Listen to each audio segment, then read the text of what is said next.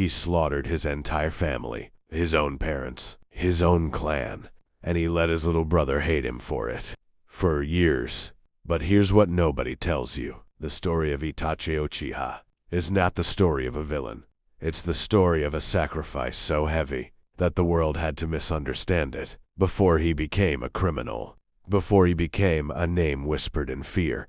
Itachi Uchiha was just a child, but not a normal one. At the age of 4, while other children were learning how to play, Itachi was standing on a battlefield. Dead bodies everywhere, the smell of blood, the silence after chaos. That moment broke something inside him. While others dreamed of becoming strong, Itachi dreamed of one thing: peace.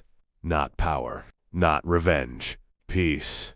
And that dream would eventually cost him everything. Itachi wasn't just talented, he was a prodigy beyond comprehension. Youngest to graduate the academy, youngest to join the ANBU. Even legends like Kakashi Hatake recognized his brilliance.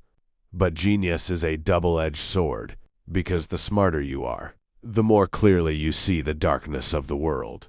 And Itachi saw it all. The Uchiha clan, a clan feared for their power, the Sharingan, the rage, the pride. But inside the village of Konohagakure, they were also distrusted, watched, isolated, pushed aside, and slowly, resentment grew. A coup was being planned, a rebellion that would lead to war. Now imagine this: you're Itachi on one side, your clan, your family, your blood on the other, your village, thousands of innocent lives, and you're told, choose one. That was the reality forced on him by people like Danzo Shimura. There was no third option, no escape.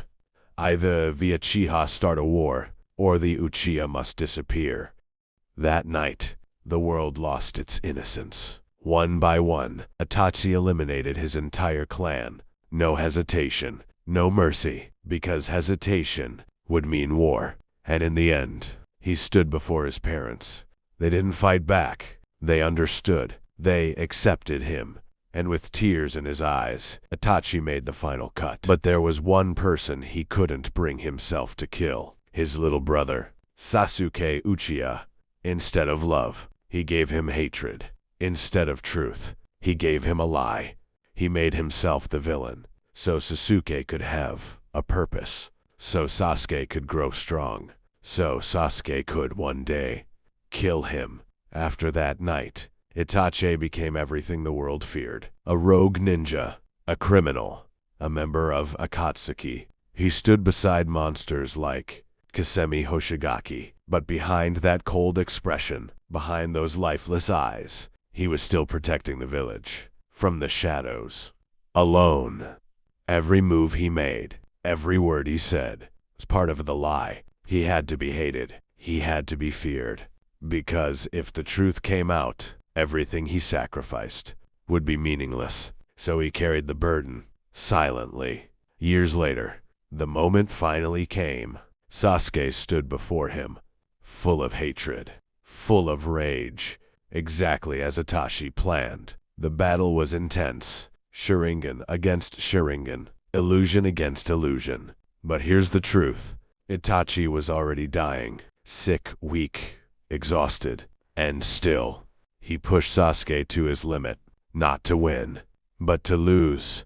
In the end, Itachi walked slowly towards Sasuke, not as an enemy, but as a brother. He reached out, tapped his forehead, and smiled. Then he fell, and with him died the greatest lie ever told. Later, Sasuke learns everything: the truth, the mission, the sacrifice.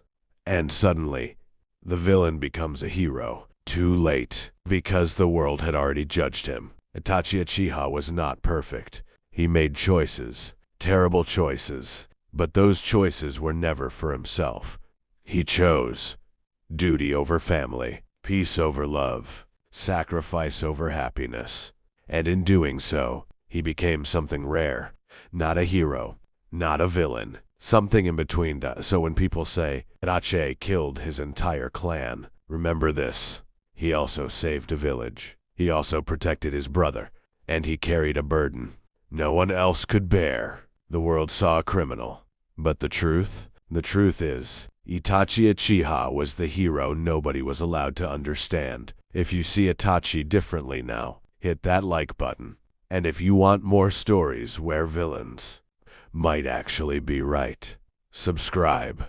Because sometimes the darkest characters have the brightest reasons